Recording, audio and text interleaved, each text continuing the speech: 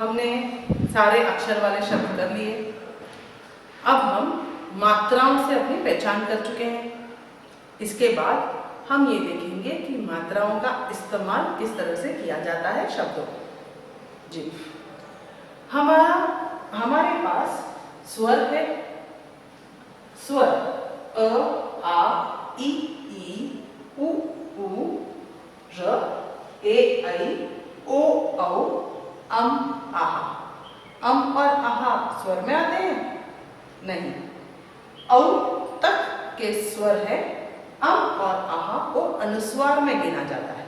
यानी स्वर में भी दो हिस्से हैं, अनुस्वार, दूसरा हिस्सा है अनुस्वार। उसका इस्तेमाल किस तरह करते हैं मैं बताती हूँ। पहले हम क से लेंगे। क है हमारा व्यंजन। जैसे हमने पहले देख लिया था कि स्वर को किसी की जरूरत नहीं है, लेकिन जब व्यंजन के साथ उसको जोड़कर उसका उच्चार किया जाता है तब हमें मात्राओं की जरूरत पड़ती है। अब देखेंगे क को अ के साथ कोई मात्रा नहीं है अ का, लेकिन उसको किस तरह लिखेंगे? हम अगर क लिख रहे हैं तो यह है हमारा क। इसके साथ हमें किसी भी मात्रा की जरूरत नहीं है।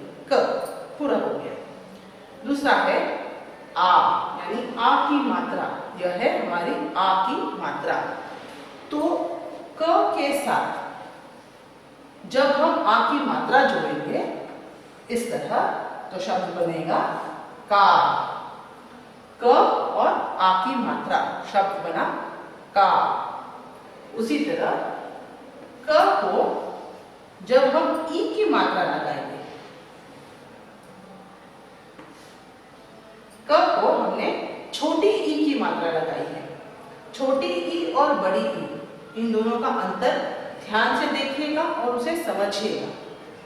क को छोटी ई की मात्रा लगाना यानी अक्षर से पहले लीटी और ऊपर से उसको जोड़ना है।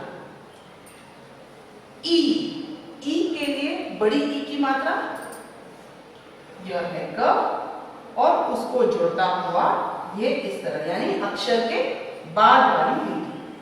छोटी ई की मात्रा यानी शब्द से पहले आ जाएगा, क अक्षर से पहले लीटी आ गई। बड़ी ई की मात्रा यानी क के बाद में। उ छोटी ई यानी ये क, और जब हम क को उ की मात्रा लगाते हैं इस तरह से, जहां पे ये स्टैंडिंग लाइन यानी उसकी पैर वाली जगह जब है वो उसके नीचे हम उ की मात्रा लगाएंगे। और उसके बाद है क को बड़ी उ की मात्रा इस तरह से। ऐसे मात्राएं जिन्हें हम शब्द के या अक्षर के नीचे से लगाते हैं तो उसे इस रेखा को जोड़कर लगाएंगे। इस रेखा में उसको जोड़ते हुए उसको लगाएंगे। क को छोटी उ की मात्रा बन गई उ, क को बड़ी उ की मात्रा बन गई उ। अब इसके बाद है र। क पर जब हम र की मात्रा लगाएंगे इस तरह से, इन तीनों मात्राएं भले आपको देखने में एक जैसे लगे लेकिन ये एक नहीं है। इसको उस तरफ मोड़ना है, इसको नीचे की तरफ मोड़ना है और इसको आगे राइट हैंड की तरफ मोड़ना है। इसके बाद है ए की मात्रा, यानी क अक्षर पे आपको ए की मात्रा ऊपर से इसको जोड़ते हुए लगानी है। ये बन गया हमारा के। अब क पे आई की मात्रा,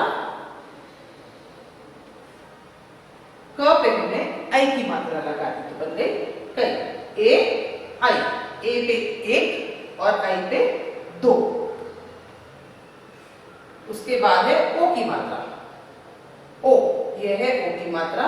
क पर ओ की मात्रा यानी एक रेखा और उसके साथ ऊपर वाली चिन्ह बन गई ओ।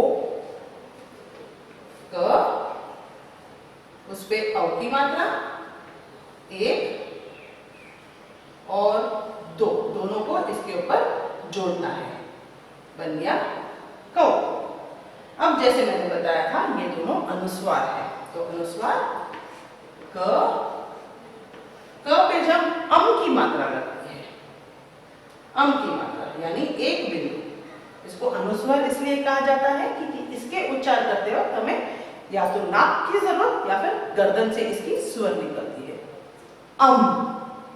तो क पे की मात्रा और अंत में क पे आहा की मात्रा, तो इस तरह से मात्रा लग जाएगा। तो ये है हमारे स्वर और उनकी मात्राएं। उसको मैंने एक व्यंजन के साथ इस्तेमाल करके बता दिया है आपको कि स्वर के साथ स्वर की मात्राओं को व्यंजन के साथ इस तरह इस्तेमाल किया जाता है। उसको अक्षर के किस ओर लगाने हैं, ऊपर लगाना है, नीचे लगाना है या उसके बाजू में लगाने हैं। धन्यवाद।